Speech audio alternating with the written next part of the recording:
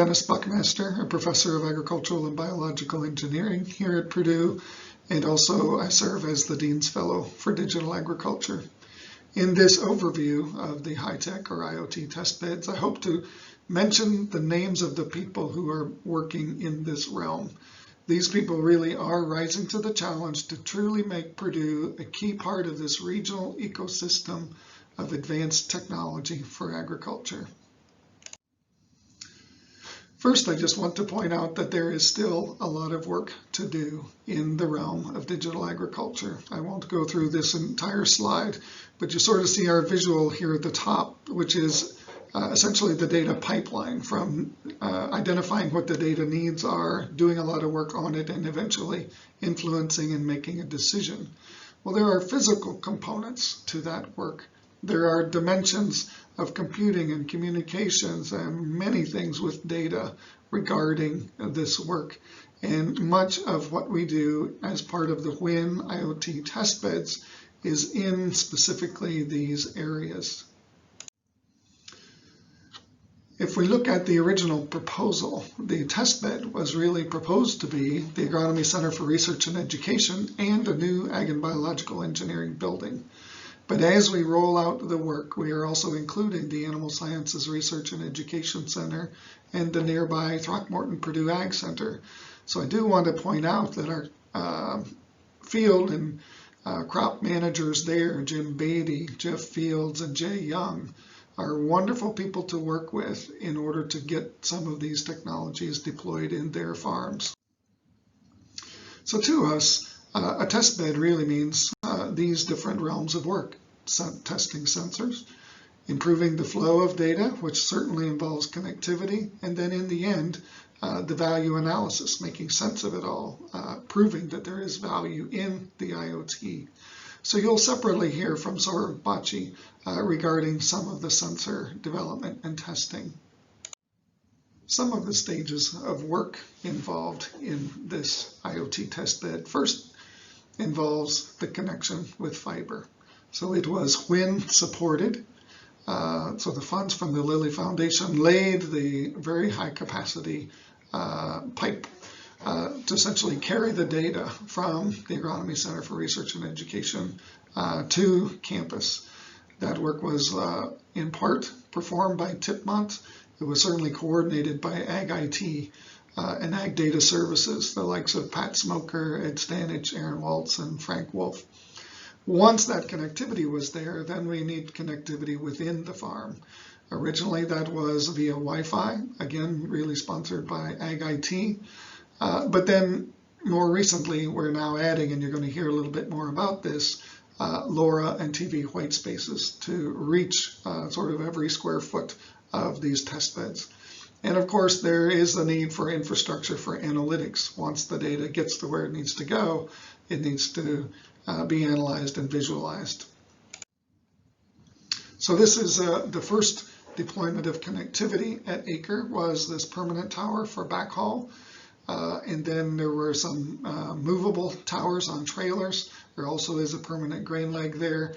So this allows very good Wi-Fi connection without directional antennas. So these are omnidirectional to cover most of the agronomy center. We're now expanding that with Andrew Balmos and a couple graduate students that we have hired on WHIN funds to roll out, as I mentioned, TV white space and action of LoRa. One of the example areas that we're using this connectivity is this gantry, which is the brainchild of Dr. Jian Jin.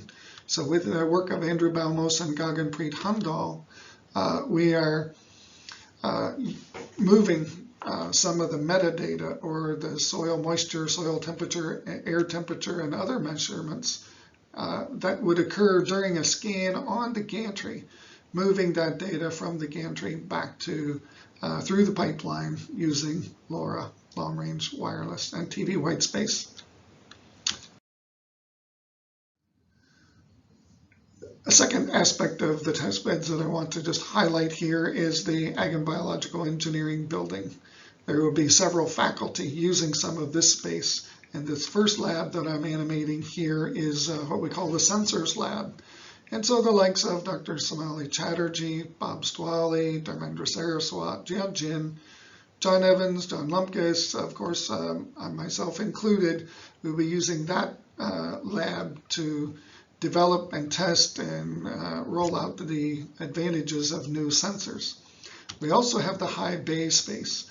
So this is where we bring actual farm and construction, even machinery, into the building to be able to test sensors in machines that are going to actually be then rolled out into the fields. On top of those two, we also have a robotics lab and several maker spaces for students to engage with the sensors and the data pipeline. As we were managing the budgets in the Purdue WHIN Ag realm for the test beds, we realized that we had some funds to launch some new projects. So this is a list of faculty and their projects that are funded in part by WHIN dollars. We do have these listed on our Purdue Digital Ag Resources website. We can provide that link. And then also, each one of these projects has a very specific video of just a few minutes that explains what that project is. So you'll hear more of these into the future for sure, including a spring webinar series. But this gives you an idea of the extension of the work to several faculty across our college, and certainly Ag and Biological Engineering included, because part of this test bed is the ABE building. This is a partial list or a summary of some external complementary funding that our faculty have earned in support of the work of the WHIN high-tech test beds. It's not complete, but these are the larger projects, and you'll later see a fuller list of all of these, but I'll just mention that these total over $9.5 million brought into the university from external sources to add to the WHIN effort in Purdue digital agriculture. The largest project that we have going just launched just a couple months ago, and it's the IoT for Ag Engineering Research Center funded by the National Science Foundation.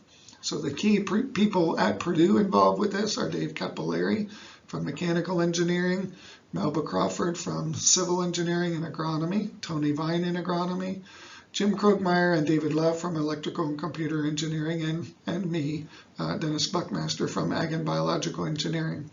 You can read there what sort of the mission of the project is. It is a $20 million project over 5 years. Of that, almost $5 million will be coming to Purdue. There are three thrusts of the project. The first one is agricultural sensor systems. The second one deals with the communications and the energy involved in the communications of that data. And the third thrust is to then pull those things together to influence the response or the decision making and the action in the agricultural context.